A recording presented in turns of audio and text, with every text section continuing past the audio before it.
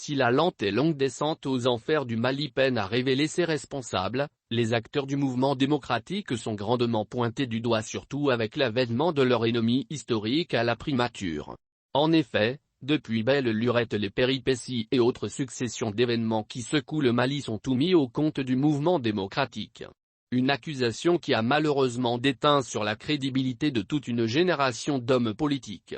L'interrogation fondamentale à ce niveau est sans conteste celle-ci: serait-ce juste d'imputer l'ensemble des déboires actuels du pays à la vague d'hommes politiques qui a émergé en 1991? La réponse est certainement sans équivoque négative. À bien potasser l'histoire nationale de l'ex-Soudan français, on comprend aisément que l'actuel Mali s'est laissé dévoyer avec l'acceptation et l'acclamation du coup d'État de 1968 qui a conduit la nation dans une aventure qui chemine inéluctablement vers la situation catastrophique tant conjurée par le patriarche Modibo Keïta, en l'occurrence, la dépendance économique, la déstructuration du pays, une souveraineté illusoire, le règne du népotisme, la gabegie, la démagogie, de la déperdition culturelle et cultuelle, bref un égarement généralisé. Toutes choses qui connurent leurs prémices sous le régime dictatorial du général Moussa Traoré, mais entretenues et exacerbées par la suite par certains partis politiques issus du mouvement démocratique qui eurent l'apanage de s'éterniser au plus haut sommet de l'État.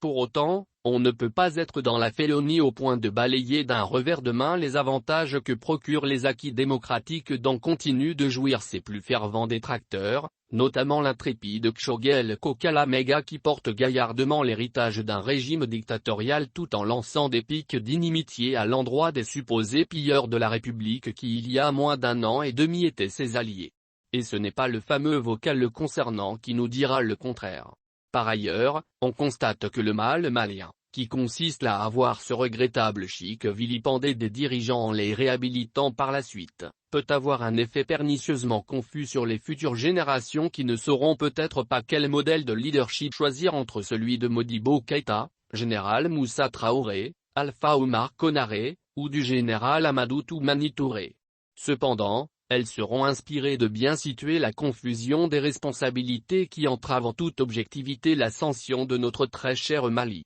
Quant au mouvement démocratique aujourd'hui trentenaire, il ne peut pas être le parfait gibier de potence pour les malheurs actuels du pays, sachant bien que les problèmes qui bourgeonnent présentement de toutes parts ont une semence quinquagénaire.